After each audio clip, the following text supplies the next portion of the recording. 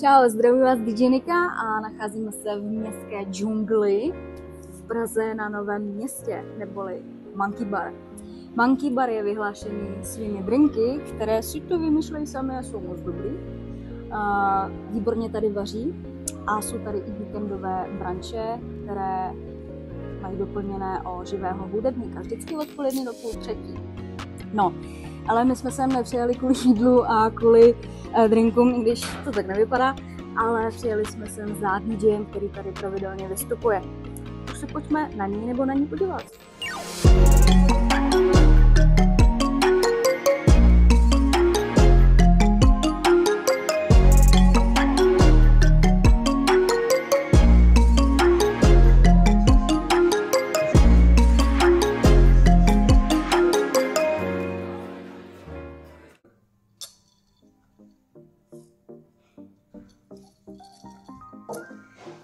Tak už tady máme DJku Dariu, která tady pravidelně vystupuje v Monkey Baru. Ráda jsem tě poznala. Těší mě. A děkuju, že s tebou můžeme udělat rozhovor. Taky jsem moc ráda za příležitost. Tak, moje vždycky první otázka je, co tě vedlo k tak specifické tvorbě, jako je DJing? No, my jsme to měli od dětství. Od dětství jsme měli jako vztah k hudbě, že jsem hrála na piano, na klavír a táta prostě kdykoliv byla příležitost, tak zpíval. Takže odmala jsme k tomu byli brány a sestry, pokud jsme jako nejmladší ze 4 sester, tak jsme jezdívali jako i se mnou jako s dítětem. Jsme jezdívali na různé festivaly a tak. Primárně jako country, potom různý metal a tak. Až jsem se dostala k tomu, co vlastně dělám teďka. To je zajímavý příběh. Jak už dlouho hraješ? No krátce. Jakože vztah k hudbě mám dlouho, taky mě není jako pár let, ale hraju krátce, 2,5 roku až 3. Takže takhle jako čerstvě. Ale musím uznat, že je to hodně, jako pokud člověk má tu příležitost a ty správné lidi kolem sebe, tak je to hodně intenzivní, že potom vlastně i ty 3 roky utíkají. Třeba já si pocitově připadám, že hraju 5 let, 6. Jo, že jako si myslím, že ta doba, jak člověk hraje, je taky důležitá, ale jak často pro někoho, kdo třeba začíná, je důležitější než to, jak dlouho se tomu věnuje a má to rád.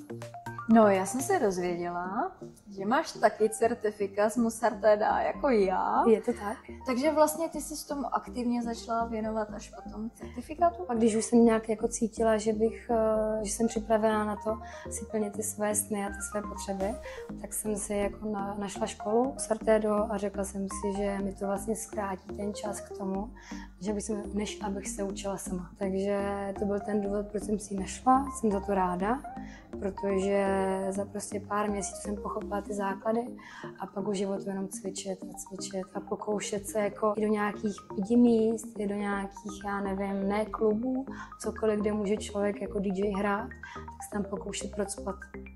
Zkus popsat svoje první hraní, když jsi vlastně stoupla před ten mixák, před ty lidi a teď se to mělo jako rozjet. Jo. Jak ti jako bylo, jak jsi jako cítila? Tak to bylo v takovém pidibaru na Praha Žižkov v Cíli, kde opravdu je pult a metr od toho je stůl první. Takže je to opravdu hodně jako, jak to říct, dotykový s těma lidma, co tam taky sedí. Tím pádem, když člověk udělá chybu a ten stůl si o tom chce povídat, tak to slyší. Bylo to jako jiný, já jsem samozřejmě byla v brutálním stresu, teď jsem stresla tak či tak. Teď jsem si klepala ruce, nohy a tak dále. No, k tomu stresu směřovala dalšímu otázka. Když už teda hraješ skoro 3 roky, máš pořád stres? Furt, ale jakože fakt furt. A z čeho ho máš? Jakoby, že selže technika, nebo že ty lidi jako to nevezmou, nebo... Techniku už jako naštěstí jsem potkala různé typy technik, takže vím, že se může pokazit tamto a hento a tak dále a jak to případně řešit, takže za to jsem ráda. A já mám strach asi z toho, že ten člověk přede mnou prostě nastavil nějakou atmosféru a jestli já jsem schopná s ní pokračovat nebo ji upravit tak, aby oni byli taky spokojení. Takže já to beru asi hodně od těch jako lidech, od té jako emoci, kterou pouštím do toho klubu, protože ať už chcem nebo ne, tak ten DJ jako určuje, kam se to bude jako posouvat, jestli ti lidi zůstanou nebo ne. Takže asi mám strach z tohohle. Takže myslíš, že je třeba lepší, když je jeden večer a je tam třeba víc DJů, začínat jako první? záleží, no. Prostě jsou DJové, o kterých vím, že prostě hrajou písničky nebo mají takový styl, jsou něčím originální, konkrétně Patricio Strix, který se koukal někde, tak on je tak originální v tom jako jeho technu, že po něm hrát je fakt jako náročný pro spoustu lidí a on nastaví nějakou atmosféru a potom jako buď to přitvrdit nebo zpomalit, tak aby ti lidi pořád se cítili komfortně. Je to prostě těžký, no. Jako já beru, jaký čas je takový je.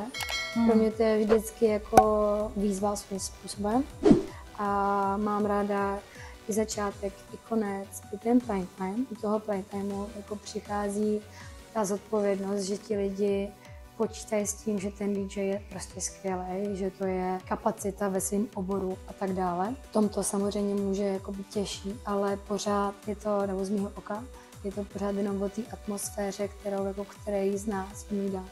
A jak to máš, když třeba jako hraješ, máš to připravený a pak s tebou prostě jako někdo přijde, třeba kdo tam ani celý večer není a pak prostě tam jako se ochomejtne a řekne, no ale chci ty zahrát třeba Crazy Froga.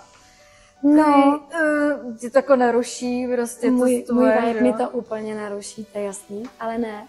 Já jako kdyby říkám dost totožnou větu, buď to používám větu, že pokud chtějí prostě někoho, kdo jim bude pouštět písničky, tak to mají jukebox anebo Spotify, je to drsný, je to prostě přísný k těm lidem, ne každý to přijme takovouhle větu, anebo když prostě hrajou pod někým, například Monkey, tak samozřejmě člověk může říct, že vedení to chce takhle, což je pravda, že nechtějí 80, 90, nechtějí české písničky a tak to prostě jako je.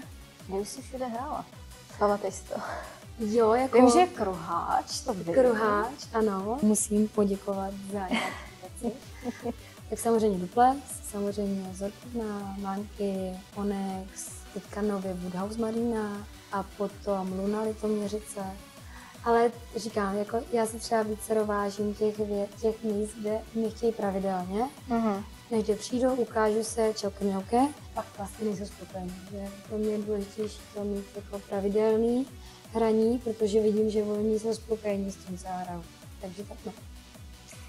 Když jsou teda spokojení, co hraješ, co očekáváš, že si jakoby z tvojí tvorby, nebo z toho, co tam vlastně, no, co tam vlastně ukážeš ze sebe, že? Co očekáváš, že si ty lidi jako odnesou? No já doufám, že nějakou pozitivní zážitek. To, že si byli posedět, anebo si řekli, že chtějí jít do klubu, chtějí ten večer prožít jako na parketě, jakkoliv, a že odchází s tím, že jsou spokojení. Ať už protože vlastně se vrátili sami k sobě, anebo protože to bylo tak super a tak zapomněli na to všechno okolí a nechali se unášet jenom tou hudbou, odchází spokojení. No.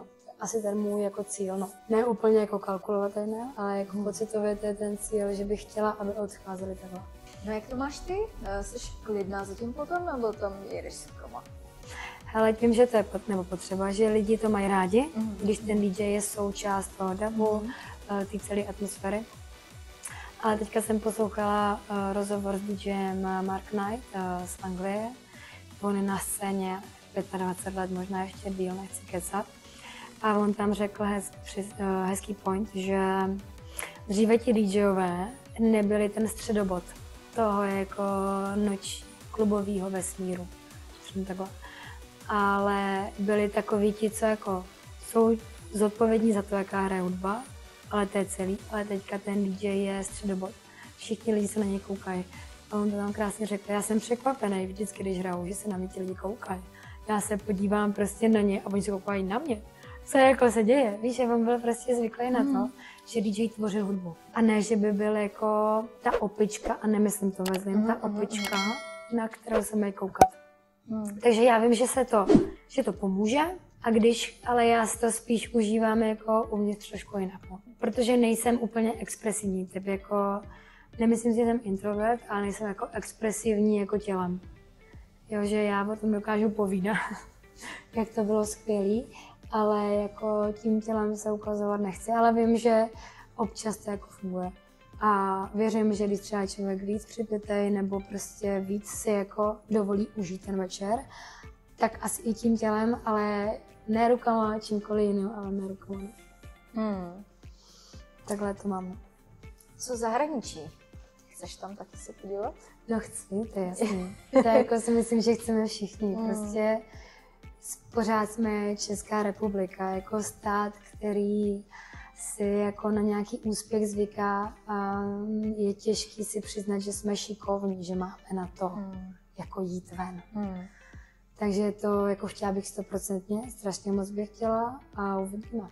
Dario, moc děkuju za rozhovor. Konečně zase nějaká DJka. Nás je málo.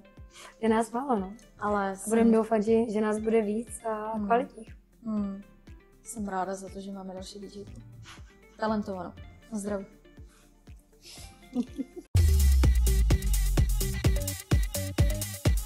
Chceš vidět proč, viď? Jo, chci vidět proč, chci vidět to, co... Buď zvědavá. To ne, se píše ne, Road 99, ne, to je ne, nějaký... Road 66, Road 99.